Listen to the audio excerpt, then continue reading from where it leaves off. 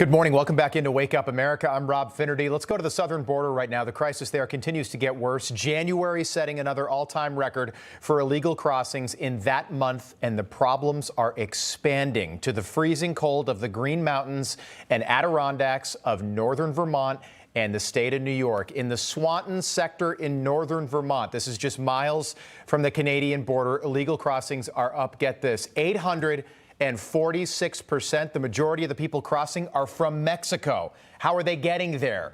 With more encounters in January of this past year in Vermont, New York, and New Hampshire than we've had in the last 12 Januaries combined, the numbers are shocking. And in New York, a 50-story Holiday Inn hotel, now a migrant shelter, costing New York taxpayers $100,000 per day. An unbelievable number. For more on all this, let's welcome in the former acting Border Patrol Commissioner Mark Morgan back with us. Mark, good to see you.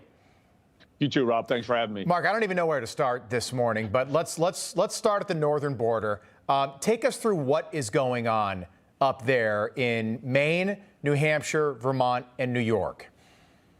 Rob, for those who know the border and know the cartels, this is not a surprise. The northern border has been and continues to be a significant threat. Our focus has been on the southern border for obvious reasons, because the unmitigated catastrophe level of numbers coming across the southern border. But the cartels don't just operate in Mexico along our southern border. They operate in the entire world, including Canada. It's the same cartels that's pushing the threats across our southern border that's pushing the threats across our northern border. And keep in mind, the shared land border with Canada is over 5,000 linear miles. It's the largest shared land border between two nations in the entire world. And the cartels constantly changing their tactics and techniques. And what they saw was an easy opportunity. As the past 2 years, resources have been pulled off the northern border to help the southern border. They saw a great opportunity to exploit in the northern border, and that's exactly what we're seeing right now. So for everyone at home, the northern border has never been a problem, particularly in that area of the Northeast, because it's mountainous. The Adirondack high peaks, we're talking about, mountains 4,000 or 5,000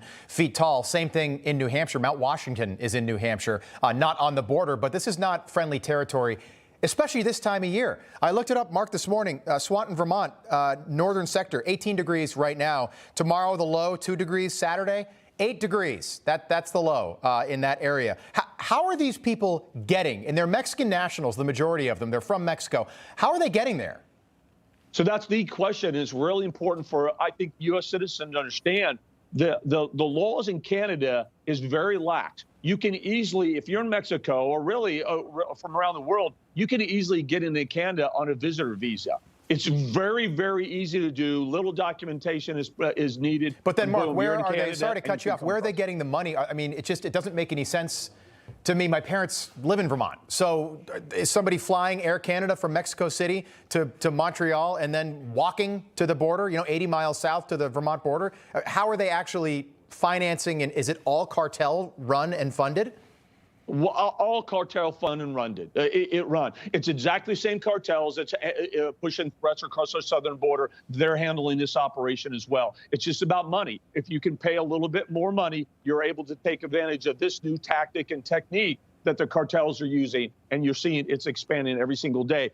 And Rob, it's very important to remember, Canada, look, our own intelligence community has been very clear about that. Canada poses a real threat, either from homegrown violent extremists in Canada or the fact that we have such a large, expansive maritime environment that is very vulnerable with respect to the U.S. So the threats are real. The threats are considerable. It's why we say what's happening on our border is not about immigration. It's about border security and national security. We have gotten reports of migrants that have frozen to death, it's freezing cold. They're not equipped or dressed for this type of weather. We have had reports, tragic, but we have had reports like that. It's happening in other northern border states like Montana as well. Okay, so the Biden administration, back to the southern border now. I guess this would apply to the northern border, but really this is the southern border.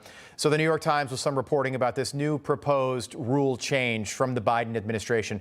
Less than a minute left, Mark. Want to get your take on this. The proposed rule would presume that migrants are ineligible for asylum if they come to America, but they entered illegally. Is this a good thing? Will this change anything?